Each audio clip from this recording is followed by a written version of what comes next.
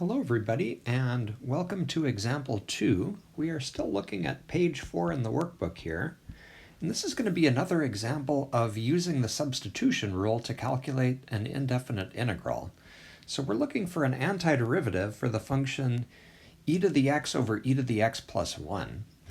And again, the idea of a u substitution is to take this integral that's in front of us and to transform it into an easier integral that we can use our common calculus 1 integration formulas on.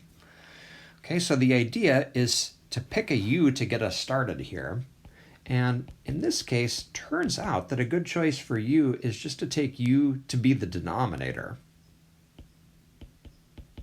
There's a little bit of trial and error involved when you do u substitutions, so it might be in a problem that you try a u and it winds up not working, and that's okay. That's just a natural part of the process. You can just back up and try again.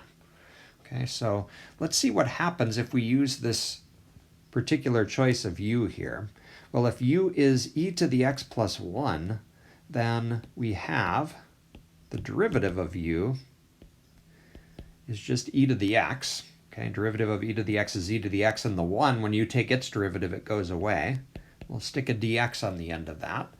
And then the idea, again, is to get the dx by itself. We'll do that by dividing both sides by e to the x. Okay, this is that sequence of steps that is going to kind of be the same in every u substitution problem you do. All right, and the idea is to take these two pieces and substitute into our integral. All right, so let's rewrite the integral that we started with.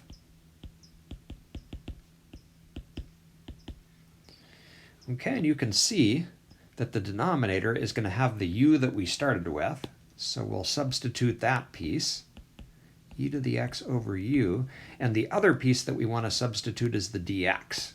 Okay, we can look up here and see that the dx is du over e to the x. Okay, so we'll substitute that in as well. All right, and then notice we've got an e to the x in the top and the bottom, and they cancel. Again, that is a very good sign when that happens. We would like all of the x's to go away so that u is our new variable. And the integral that we wind up with is just the integral of du over u. Okay, we can rewrite that. Okay, du over u algebraically is equivalent to just the integral of 1 over u du.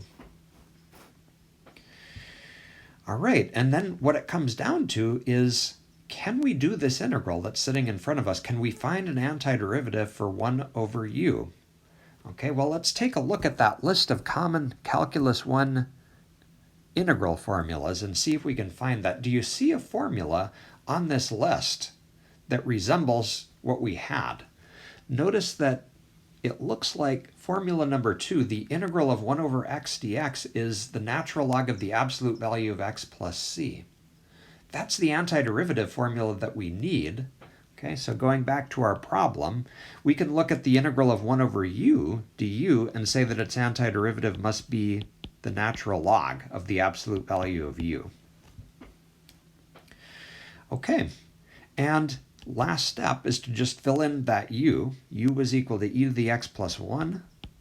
And so our final answer is going to look like the natural log of the absolute value of e to the x plus 1 plus c.